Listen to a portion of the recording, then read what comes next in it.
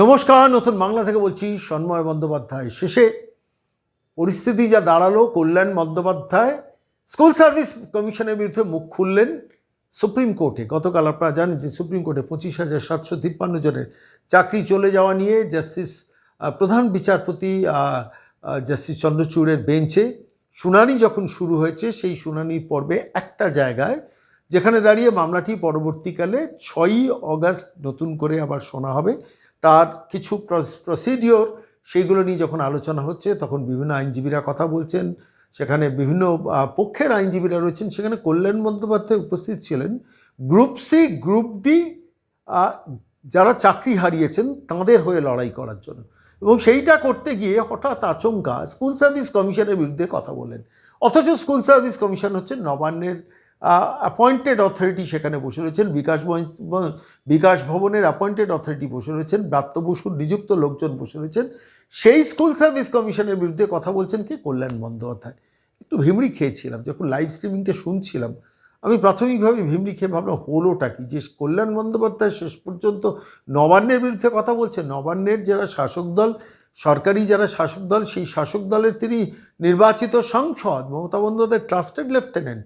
আর সেই মানুষটি কিনা গিয়ে স্কুল সার্ভিস কমিশনের বিরুদ্ধে কথা বলে দিচ্ছে যে স্কুল সার্ভিস কমিশনের কোনো ঠিক নেই, কখনো হাইকোর্টে এক কথা বলে, কখনো সুপ্রিম কোর্টে এক কথা বলে। আমি সমস্ত ঘটনাটা শুনে আমি নিজেও একটু চমকে গিয়েছিলাম যে বিষয়টা কি। বিষয়টা আর কিছুই না, অন্য কিছু না, মাননীয় বিচারপতিদেরও গুলিয়ে দেওয়া পুরো ব্যাপারটা।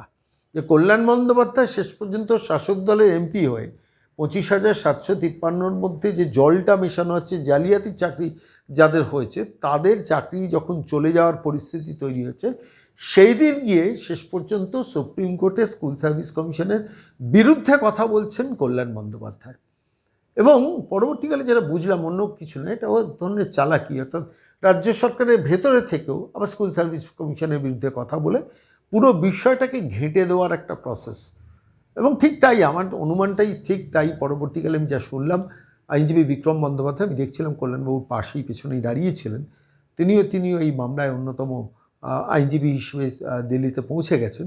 তো আমি সরাসরি বিক্রমবাবুকে টেলিফোন করে ধরি, তখন সবে সুপ্রিম কোর্টের এই শুনানির পর তিনি সবে এজলাসের বাইরে এসছেন, আইনজীবী হিসেবে এসছেন এজলাসের বাইরে, এবং তাকে সরাসরি টেলিফোনে ধরি যে বিক্রমবাবু হলোটা কি, যে কল্যাণ বন্দ্যোপাধ্যায় রাজ্য সরকারের অ্যাপয়েন্টেড স্কুল সার্ভিস কমিশন, তার যিনি সভাপতি, তাকে স্কুল সার্ভিস কমিশনের অ্যাপয়েন্ট করেন, নবান্ন থেকে অ্যাপয়েন্ট করা হয় বিকাশ ভবনের সূত্র ধরে, যার মধ্যে ব্রাত্য বসু জড়িত, যার মধ্যে মমতা বন্দ্যোপাধ্যায় নিজে রাজ্যের মুখ্যমন্ত্রী হিসেবে জড়িত। তার কনফার্মেশন না নিয়ে ব্রাত্য বসু তাকে নিযুক্ত করবেন না, এটাই স্বাভাবিক।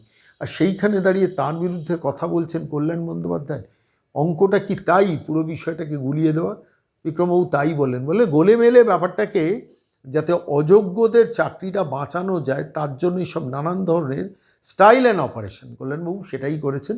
আমি সরাসরি দিল্লিতে গিয়েছিলাম, দিল্লিতে টেলিফোনে ধরেছিলাম বিক্রম বন্দ্যোপাধ্যায়কে। আমাদের প্রশ্নের উত্তরে ঠিক কি বললেন শুনুন। বিক্রমদা নমস্কার, সন্ময় বলছি।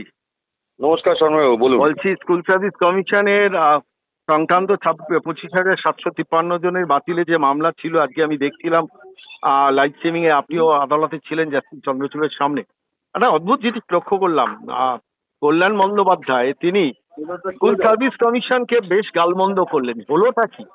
রাজ্য সরকারের প্রতিনিধি, রাজ্য সরকারের মানে রাজ্যের শাসক দলের তিনি সাংসদ, তিনি স্কুল সার্ভিস কমিশনকে গালমন্দ করছেন কেন? কারণ কি, কি কারণে? মূলত রাজ্য সরকার এবং কল্যাণ বন্দ্যোপাধ্যায় এনারা, উনি সিনিয়র অ্যাডভোকেট, সম্মান জানিয়েই ওনাকে বলছি, উনি বেসিক্যালি চাইছেন হলো যাতে করে যত টেন্টেড ক্যান্ডিডেট আছে তাদের বাঁচানো যায়। এখন স্কুল সার্ভিস কমিশন কোনো স্ট্যান্ড নিতে পারছে না যে কারা টেন্টেড, কারা আনটেন্টেড, কারা কি, ওরা কিছু স্ট্যান্ডই নিতে পারছে না। এবং স্কুল সার্ভিস কমিশন বারবারই ভোল বদল করছে। যদি এখন ভোল বদল করে ওনাদের বিরুদ্ধে বলে, সেই জন্য আগের থেকে কোর্টের কাছে এটাকে বলে রাখলেন যাতে করে কিনা কোর্টের মাথায় এটা ওকে উনি ঢুকিয়ে দিতে পারেন যে স্কুল সার্ভিস কমিশন বারবার করে ভোল বদল করছে। বেসিক্যালি সত্যি কথা আমরাও বলছি, স্কুল সার্ভিস কমিশনের কোনো রকম কোনো স্ট্যান্ডই নেই। আর বেসিক্যালি রাজ্য সরকার এখানে ভূমিকায় নেমেছে যাতে করে টেন্টেড ক্যান্ডিডেট তাদের বাঁচানো যায়। এবং কল্যাণ বন্দ্যোপাধ্যায় কিছু নর্মাল যারা টার্মিনেটেড ক্যান্ডিডেট তাদের হয়ে লড়ছেন, তো তিনি ডেফিনেটলি চেষ্টা করছেন যাতে করে তালে গোলে মালে যদি কোনোভাবে এদেরকে বাঁচিয়ে আনা যায়। তালে গোলে মালে স্কুল সার্ভিস কমিশনকে গালিগালাজ করে দিয়ে এদের টেন্টেড ক্যান্ডিডেটদের মানে জালিয়াতি করে যারা চাকরি পেয়েছে তাদের চাকরিটা বাঁচানো হচ্ছে মূল্য। তাই তো? রাজ্য সরকারের এটাই মূল লক্ষ্য। 1 নম্বর। 2 নম্বর আরেকটা প্রশ্ন করব, এটাই শেষ প্রশ্ন। সেটা হচ্ছে আজকেও তো রাজ্য সরকার মানে রাজ্য সিভিল সার্ভিস কমিশন টেন্টেড ক্যান্ডিডেটদের তালিকা এফিডেভিট করে দেয়নি, তাই তো? না দেয়নি। তার কারণটা কি মনে হয়? তার কারণ বিশেষ করে ওরা টেন্টেড ক্যান্ডিডেটদের বাঁচানোর চেষ্টা করছে, তাই জন্য। কিন্তু এটা না ওরা দিয়ে টেন্টেড এটা না ক্যান্ডিডেট, দিয়ে কি তারা জেনুইন পাবে? ক্যান্ডিডেটদের নিয়ে ওদের কোনো সদিচ্ছাই নেই বাঁচানো। একদিনে টেন্টেড ক্যান্ডিডেটের লিস্ট স্কুল সার্ভিস কমিশন ফেলে দিলে এই মামলায় একদিনেই শেষ হয়ে যায়। এই মামলায় আর কিছু নাই।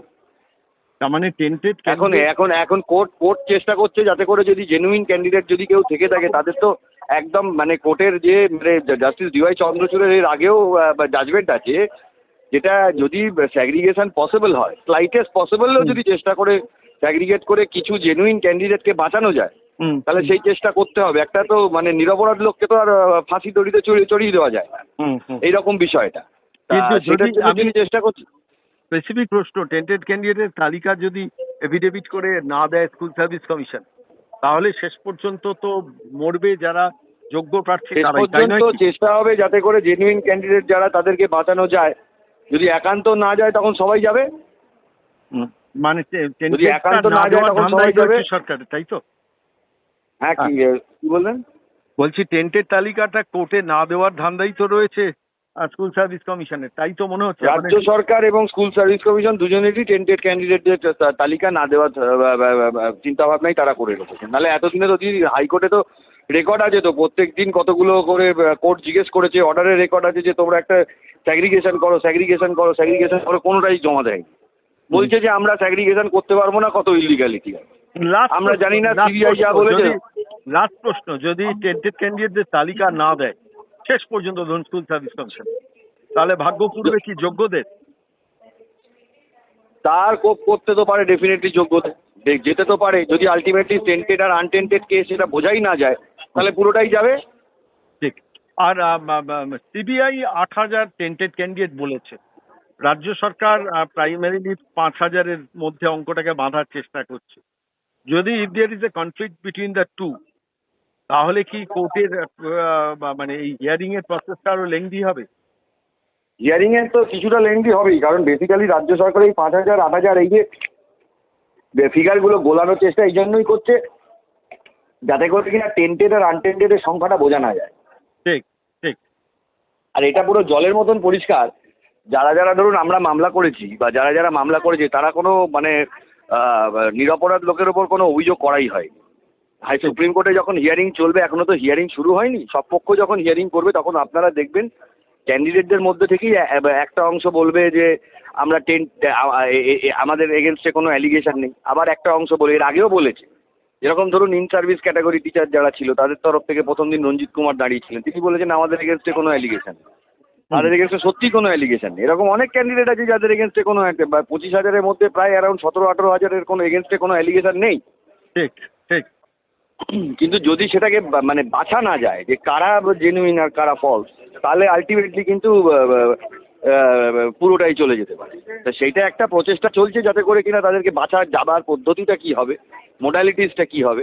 আগে জাস্টিস ডিওয়াই চন্দ্রচূড়ের প্রথম অর্ডারটার মধ্যেও সেটা লেখা আছে যে মোডালিটি যদি এটাকে স্যাগ্রিগেট করতে হয় তার মোডালিটিসটা কী হবে, তার লাইনটা কী হবে, কীভাবে তাদেরকে স্যাগ্রিগেট করতে হবে। যদি দেখা যায় যে স্যাগ্রিগেশন সম্ভব হচ্ছে, তাহলে ডেফিনেটলি অকারণ তো আর কোনো জেনুইন ক্যান্ডিডেটের কিছু ক্ষতি হোক সেটা তো কেউই চাইবে না। কিন্তু যারা টেন্টেড ক্যান্ডিডেট তাদের তো ডেফিনেটলি বাদ দিয়ে সেই জায়গায় নতুন যারা আছে তাদেরকে আনার প্রচেষ্টা করতে হবে। অনেক ধন্যবাদ বিক্রম দা, এতক্ষণ সময় দেওয়া, সরাসরি সুপ্রিম কোর্ট থেকে বেরিয়ে আপনি আমাদের প্রশ্নের উত্তর দিলেন। অনেক ধন্যবাদ, কথা হবে পরে। ধন্যবাদ।